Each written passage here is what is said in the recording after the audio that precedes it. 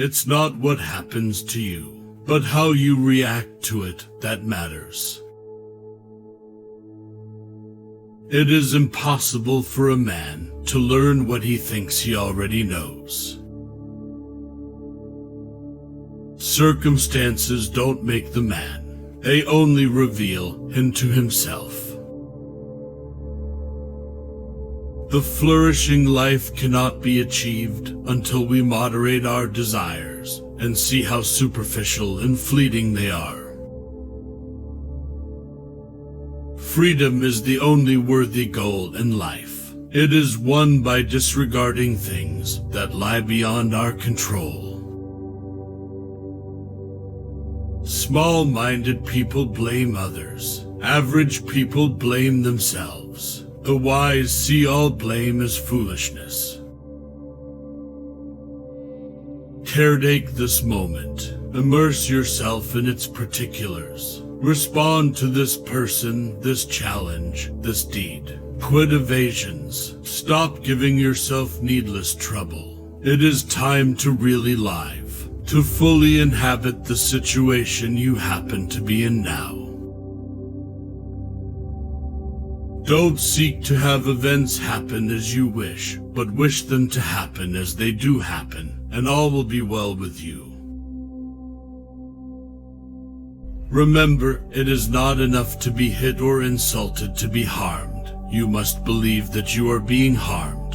If someone succeeds in provoking you, realize that your mind is complicit in the provocation. Which is why it is essential that we not respond impulsively to impressions. Take a moment before reacting, and you will find it easier to maintain control. Wealth consists not in having great possessions, but in having few wants. He is a wise man who does not grieve for the things which he has not, but rejoices for those which he has. There is only one way to happiness, and that is to cease worrying about things which are beyond the power or our will. He who laughs at himself never runs out of things to laugh at.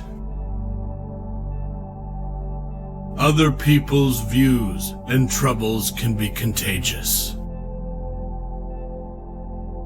Don't sabotage yourself by unwittingly adopting negative, unproductive attitudes through your associations with others. Authentic happiness is always independent of external conditions. We are not disturbed by what happens to us, but by our thoughts about what happens to us. When we blather about trivial things, we ourselves become trivial, for our attention gets taken up with trivialities. You become what you give your attention to. It is not so much what happens to you as how you think about what happens. If you want to improve, be content to be thought foolish and stupid. Getting distracted by trifles is the easiest thing in the world. Focus on your main duty. It's time to stop being vague. If you wish to be an extraordinary person, if you wish to be wise, then you should explicitly identify the kind of person you aspire to become. When your thoughts, words, and deeds form a seamless fabric, you streamline your efforts and thus eliminate worry and dread. The greater the difficulty, the more glory in surmounting it. Skillful pilots gain their reputation from storms and tempests. A half-hearted spirit has no power. Tentative efforts lead to tentative outcomes. Average people enter into their endeavors headlong and without care. Attach yourself to what is spiritually superior, regardless of what other people think or do. Hold to your true aspirations, no matter what is going on around you. First, learn the meaning of what you say and then speak.